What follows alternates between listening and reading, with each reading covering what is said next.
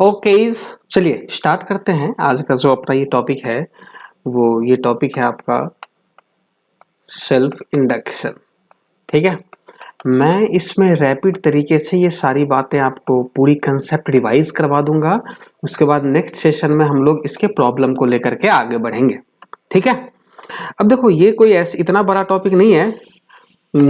मतलब समझ रहे हो ना, आपको पता है कैपेसिटर पता है, आपको रेजिस्टेंस पता है, तो एक नया आ रहा है अपने पास कंसेप्ट, वो इंडक्टर है। इसके बारे में अपने को पढ़ना है, बाकी और कोई खास बात है नहीं। चलिए स्टार्ट करते हैं।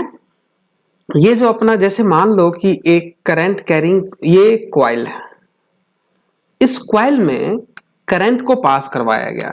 तो जब ये करंट कांस्टेंट रहा तो ये देखा गया कि कोई चेंज नहीं हुआ। अब ये जैसे ही करंट चेंज हुआ तो करंट चेंज हुआ तो क्या चेंज हुआ? फील्ड चेंज हुआ। अब ये जैसे ही फील्ड चेंज हुआ तो देखा गया कि भाई साहब फ्लक्स चेंज हुआ। ठीक है, तो ये जो फ्लक्स चेंज हुआ इसकी वजह से एक इंड्यूस्ड करंट डेवलप होगा। और ये फ्लक्स चेंज कैसे हुआ? तो हुआ बाय सेल्फ। ये कैसे हुआ भाई? ये फ्लक्स चेंज किस में हुआ? जो ये आपका कॉइल है उसमें खुद से हुआ। ठीक है, तो इसीलिए इसका नाम दिया जाता है सेल्फ। और इंडक्शन तो फ्लक्स के चेंज होने की वजह से जो इसमें इंड्यूस्ड ईएमएफ क्रिएट होता है उसको इंड्यूस्ड सेल्फ इंड्यूस्ड ईएमएफ बोला जाता है। और जो करंट होता है वो करंट बोला जाता है उसको। ठीक है, तो इसीलिए इसका नाम क्या दे दिया गया? सेल्फ दिया गया। अब आप मुझे एक बात बताओ कि अगर, और ये पूरा प्रोसेस क्या कहलाता है? Self induction. क्या कहलाता है? Self induction. अब जैसे एक कॉइल ले लिया आपने, अब इसमें आपने क्या करा? करंट को इंक्रीज करा। और आपको पता है कि करंट इंक्रीज होएगा मतलब करंट चेंज होएगा तो फील्ड चेंज होएगा, फील्ड होगा तो फ्लक्स होगा, फ्लक्स होगा तो सेल्फ इंडक्शन होएगा। चलिए अब मुझे बताओ कि मैं सिर्फ एक कॉइल की बात करूं तो इसमें जो करंट प्रोड्यूस होएगा due to the change in flux, खुद से जो प्रोड्यूस हो रहा है वो क्या करेगा? इसको अपोज करेगा। तो इसका डायरेक्शन कैसे पता चलेगा? Direction by using Lenz law. Direction कैसे होएगा भाई साहब? By using Lenz law. Clear है? तो डायरेक्शन आपका इससे पता चल गया, बाय यूजिंग लेंज लॉ। ठीक है, तो वो क्या करेगा? इसको अपोज करेगा। अब करंट का डायरेक्शन किधर होना चाहिए? किसमें? यहां इंड्यूस्ड जो है आपका सेल्फ इंड्यूस्ड, इसमें किधर होना चाहिए? मतलब किधर होना चाहिए बताओ? होना उधर चाहिए जो इसको अपोज करे। तो ये करंट इधर जा रहा है ना और बढ़ रहा है, तो ये इधर डायरेक्शन होना चाहिए। ठीक है, तो इसको जो रिप्लेस करा जाता है वो रिप्लेस करा जाता है एक सेल से। ठीक है, जिसमें करंट का डायरेक्शन इधर होएगा। ठीक है, चलिए दूसरा क्वेश्चन करते हैं अपन। जैसे मान लो कि ये है करंट जा रहा है इधर और करंट जो है ना वो हो रहा है डिक्रीज हो रहा है। तो अब बताओ कि इसको replace it with the circuit, replace it with the circuit. तो सर्किट से रिप्लेस करना है तो करंट क्या हो रहा है? डिक्रीज हो रहा है। तो ये क्या करेगा? उसको बढ़ाएगा। बढ़ाएगा तो किधर बढ़ाएगा भाई साहब? ये लो भाई साहब, करंट इधर जाएगा हाई से लो, तो ये क्या क्या कर देगा? इसको बढ़ा देगा। आगे बात समझ में? चलिए एक और क्वेश्चन कर लीजिए, ये आपको सर्किट बनाने के काम आएगा, बहुत जरूरी पार्ट है। अब यूं मान लो कि करंट जो है डिक्रीजिंग है, तो क्या होना चाहिए? डिक्रीजिंग की वजह इसकी वजह से जो होएगा वो करंट को तो बढ़ाएगा। तो बढ़ाएगा तो बेटे इधर हो गया। नहीं आई बात समझ में? ओके, बहुत अच्छे, यही है भाई साहब। क्या है? इंडक्टेंस। इसी को बोला जाता है सेल्फ इंडक्टेंस। ये जो करंट है उसको बोला जाता है सेल्फ इंड्यूस्ड करंट। जो ईएमएफ जनरेट होएगा वो उसको क्या बोला जाता है? Self induced EMF. ठीक है, अब कंसेप्ट की बात कर लेते हैं। देखो बुक में बहुत अलग अलग तरीके से होता है, कहानी बना बना करके डिफाइन करा हुआ। मैं आपको वो बात बता रहा हूं जो आपको पहले से पता है, उसी में से एक नया टर्म अपन निकालेंगे। ओके, चलिए ये हो गया आपका लूप। अब इसकी वजह से सोचो, अगर आपको फ्लक्स लिखना हो तो फ्लक्स कैसे लिखोगे? फाई क्या होता है? B dot A. ठीक है, अब बी कहने का मतलब म्यू नॉट एन आई, यही होगा। चलिए एरिया कहने का मतलब पाई आर स्क्वायर, ठीक है। अगर for n number of turns, for n number of turns, अगर आपको n नंबर ऑफ टर्न्स बताना है तो फ्लक्स कितना हो जाएगा? n क्या होता था? Number of turns per unit length ना, ये कैपिटल N। n क्या होता था? Number of turns per unit length, तो n क्या हो जाएगा? n इंटू एल, ठीक है।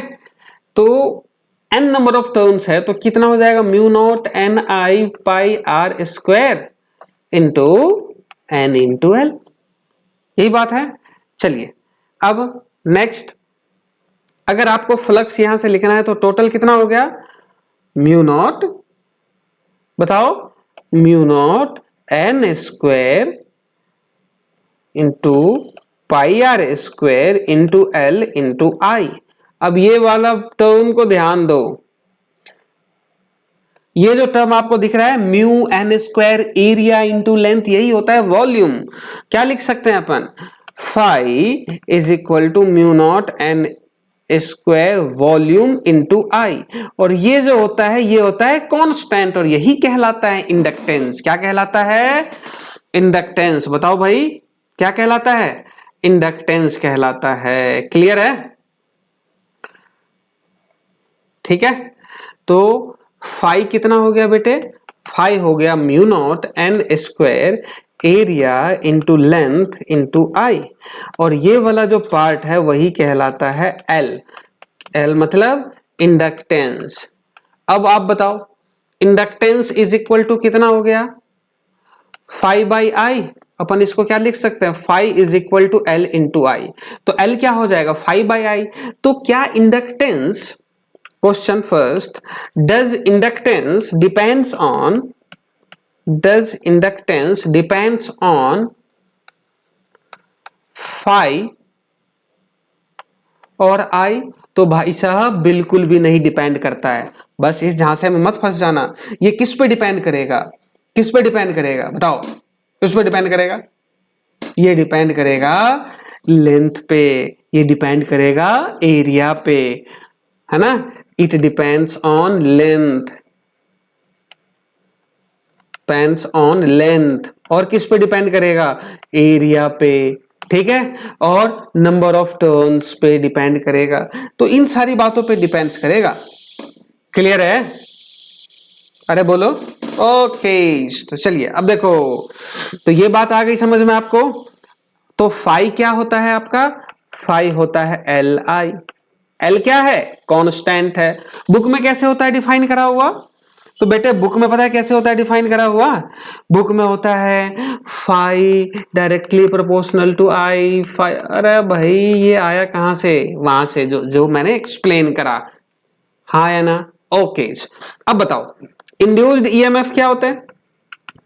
तो सर इंड्यूस्ड ईएमएफ होता है D phi by D T, ये तो हम पहले ही पढ़ चुके हैं, है ना। तो अब देखो फाई की जगह पे एल, ये कितना हो गया? D I by D T. तो इंड्यूस्ड ईएमएफ कितना हो गया बताओ? अब बताओ, ये टफ है नहीं है ना? बहुत सिंपल है, minus of L D I by D T. Clear है? सर्किट प्रॉब्लम जब भी हो तो दिया हुआ रहेगा करंट बढ़ रहा है तो इसके अपोजिट, कम हो रहा है तो सपोर्ट करेगा। बोलो हाँ या ना? तक की बात है। चलिए अब क्वेश्चन करते हैं।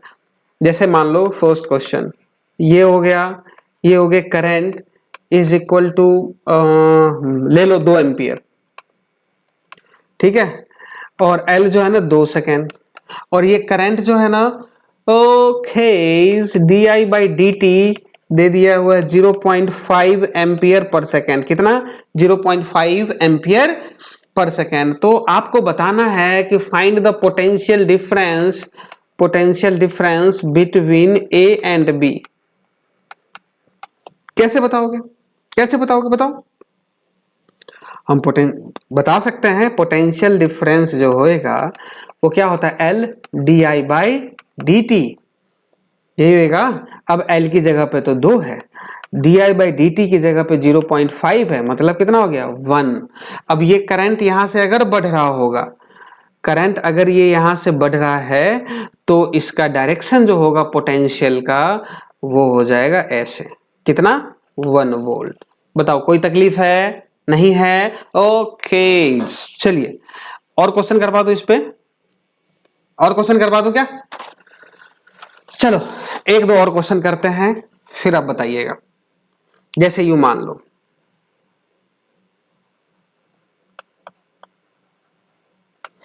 ये मान ले 2 ओम, यू मान लो कि 10 वोल्ट, ये मान लो कितना 2 ओम, यू मान लो कि 2 हेनरी, करंट जा रहा है 5 ampere. Okay d I by D T तो देना पड़ेगा। हाँ D I by D T के बिना कैसे काम चलेगा, 1 एम्पियर पर सेकेंड। ठीक है, अब ये D I by D T क्या है? डिक्रीजिंग। क्या है? डिक्रीजिंग। इंडक्टर क्या करेगा? इसको सपोर्ट करेगा। सपोर्ट करेगा, ले भाई साहब सपोर्ट कर दे, क्या ये इधर आएगा? नहीं आया, आएगा बिल्कुल आएगा। कितना हो गया बताओ? L D I by D T, तो एल की जगह पे 2, D I by D T की जगह पे 1, मतलब हो गया 2। तो ये कितना हो गया? 2 वोल्ट। 5 एम्पियर इसमें जाएगा तो कितना? 10 वोल्ट। हाँ या ना? और ये इधर आया तो कितना भाई साहब? 10 वोल्ट। और ये इधर जाएगा तो कितना हो जाएगा? 10 वोल्ट। ले अब तो ये बात तो अपन पहले पढ़ चुके हैं। कहाँ कहाँ पढ़ चुके हैं बताओ? कहाँ पढ़ चुके हैं? अरे करंट इलेक्ट्रिसिटी में भाई। अब ये तो निकल गया, इसमें कौन सी बड़ी बात है। ये देखो, ये VA, ठीक है, लो से हाई प्लस, हाई से लो माइनस, लो से हाई प्लस, हाई से low minus, is equal to VB। ये से ये चला गया तो VA minus VB is equal to क्या? 8 वोल्ट हो जाएगा। कह दो आ गया भाई। और करवाओ ऐसे क्वेश्चन, नोट कर ले। चलिए दूसरा क्वेश्चन कर दू इरेज। ओके नेक्स्ट, लो सिर्फ एक क्वेश्चन और करवाऊंगा मैं बस। नेक्स्ट आता है आपका, ये देख एक और क्वेश्चन ले ले। ये मान ले कि करंट जो है ना 2 एम्पियर की जा रही है, ये 5 हेनरी है, और ये दे दिया कि 1 ओम दे दिया, और ये दे दिया 10 वोल्ट, और ये दे दिया कितना? मान ले कि 4 ओम। अब करंट जो है ना वो डिक्रीजिंग है, ठीक है, और D I by D T जो है ना वो दे दिया माइनस ऑफ 0.5। कितना? Minus of 0.5। ओके तो डिक्रीज है तो क्या करेगा? सपोर्ट। सपोर्ट करेगा तो भाई साहब गया इधर, ठीक है। तो L D I by D T तो 5 इंटू कितना? 0.5, 5 इंटू 0.5 कितना? 2.5। तो ये कितना हो गया सर? ये तो हो गया 2.5 वोल्ट। हाँ या ना? अरे भाई बिल्कुल। अब ये देख, ये कितना हो गया? 2 वोल्ट। तो हाई से लो जाएगी ना? कैसे जाएगी? हाई से लो। तो ये ले भाई साहब, ये हो गए 2 वोल्ट। अरे सर ये तो 10 वोल्ट है, ये तो सर 8 वोल्ट है। अरे क्या बात है। तो ये A है, ये B है ना? करंट इधर से जा रही है तो VA plus 2.5 minus 2 minus 10 minus 8 is equal to VB। तो VA है ना, तो यहाँ VA है। हाँ तो VA माइनस VB कितना हो गया? 8 2 10 10 20 माइनस 2.5 17.5 वोल्ट। क्या था इस क्वेश्चन के अंदर में? ठीक है ओके चलिए नेक्स्ट कर दू इरेज। अरे वेरी गुड, इंटेलिजेंट हो आप लोग, शाबाश, कर देता हूं। ले नेक्स्ट कर लो, चर्चा on energy in inductor. Inductor में एनर्जी कितना होएगा? इंडक्टर में एनर्जी कितना होगा? बहुत ही सिंपल सी बात है। ये देख, ये आया ना, ये है करंट, ये है इंडक्टर, और करंट जो है ना इंक्रीज हो रहा है फ्रॉम 0 से लेकर के maximum I naught. Current increase from 0 to I naught, है ना? अच्छा अब यूं बता कि एनर्जी कैसे निकालेंगे? आओ निकल गया भाई, क्या दिक्कत है इसमें? देखो पावर कितना होता है? पावर कितना होता है? पावर होता है V इंटू आई। यही बात है। ठीक है। अब ये जो v है वो कितना होता है, L D I by D T, हाँ या ना। अच्छा सोचो, अब पावर क्या होता है, D W by D T. अरे तो L I D I by D T, ये चला गया जीरो से लेकर के आई, तो जीरो से लेकर के वर्क डब्ल्यू कितना हो गया, हाफ एल आई स्क्वायर। कितना हो गया भाई, work done half L I square. कितना हो गया, हाफ एल आई स्क्वायर। ठीक है। देखो कई जगह आप देखोगे कि ये जो होता है ना इंडक्टेंस, एल जो है इंडक्टेंस, इसको इनर्शिया भी बोला जाता है। अरे तो बोल देते हैं, आप इसको इक्वेट करो ना, हाफ एम वी स्क्वायर, तो ये इनर्शिया बोला जाता है कई जगह। खैर कोई बात नहीं है, अपने को इसका कोई चक्कर नहीं है। ठीक है, तो ये हो गया आपका एनर्जी। अरे क्लियर है, ठीक है। अब नेक्स्ट में आता है, ये सब आपको पता है पहले से, कोई खास बात नहीं है। Magnetic energy,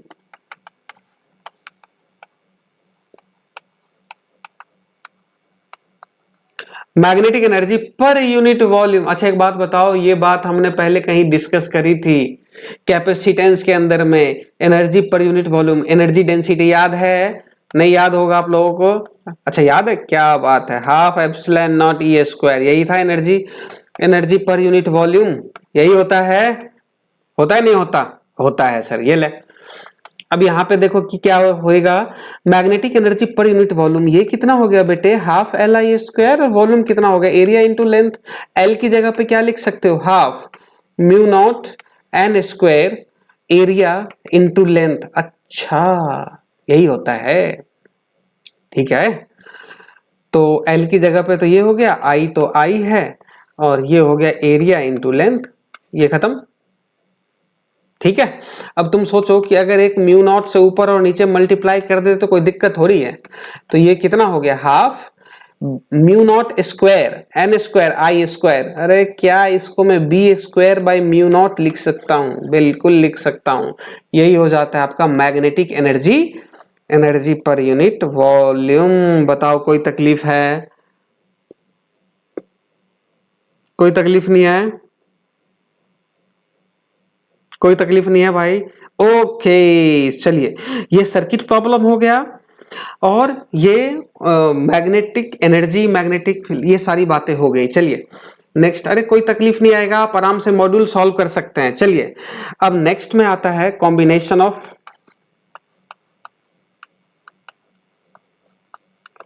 combination of inductor, combination of inductor. Combination of inductor में, अच्छा भाई साहब बड़ी सिंपल सी बात है भाई, ये देखो, अगर मान लो ना कि दो इंडक्टर कंबाइन है, ये L1 और ये L2, तो नेट ईएमएफ जो होएगा, ई जो होएगा वो E1 प्लस E2 के बराबर होएगा।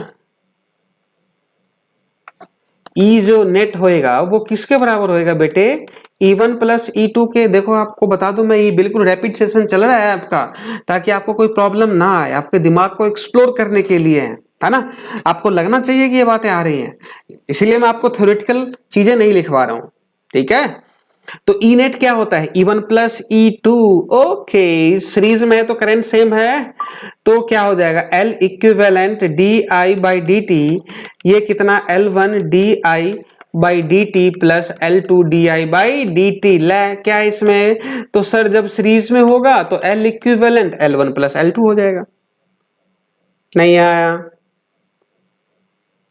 ठीक है। और ये तब है, देखो एक और बात आएगी म्यूचुअल इंडक्टेंस की, अभी नहीं बता रहा हूं मैं, म्यूचुअल इंडक्टेंस के साथ बताऊंगा ये बातें, ठीक है। तो घबराने की बात नहीं है इसमें। ओके, तो ये हो गया आपका सीरीज का। अच्छा अब यूं बताओ कि अगर पैरेलल कॉम्बिनेशन होता तो क्या होता, पैरेलल कॉम्बिनेशन होता तो क्या होता, बता सकते हो आप? तो पैरेलल कॉम्बिनेशन में तो sir I is equal to I1 plus I2 ना, I1 और ये I2, I होगा ना I1 प्लस I2 में। अरे हाँ भाई, ये देखो, मतलब D I by D T को आप लिख सकते हो D I one by D T plus D I two by D T. तो ये कितना हो जाएगा, E by L equivalent is equal to E by L1 plus E by L2। तो 1 बाई एल इक्विवेलेंट क्या हो गया, 1 by L1 plus 1 by L2। बताओ कोई तकलीफ नहीं है ना। और ये सब तब है when the coils are, क्यों, खुद सोच सकते हो। अरे भाई पास में होएगा तो ये भी एक दूसरे को इन्फ्लुएंस करेगा, समझ रहे हो ना। जब पास होएगा तो ये एक दूसरे को इन्फ्लुएंस करेगा, और वो जो इन्फ्लुएंस करेगा तो वहां एक नया कंसेप्ट जन्म लेता है जिसको बोला जाता है क्या, म्यूचुअल इंडक्शन। क्या बोला जाता है, म्यूचुअल इंडक्शन। आई होप कि ये वीडियो ज्यादा बड़ा तो नहीं हुआ है। चलिए, तो म्यूचुअल इंडक्शन मैं आपको नेक्स्ट वीडियो में बताता हूं, coefficient of coupling, mutual induction, इन सारी चीजों के बारे में। ठीक है, इस वीडियो में बस इतना ही। बहुत बहुत धन्यवाद।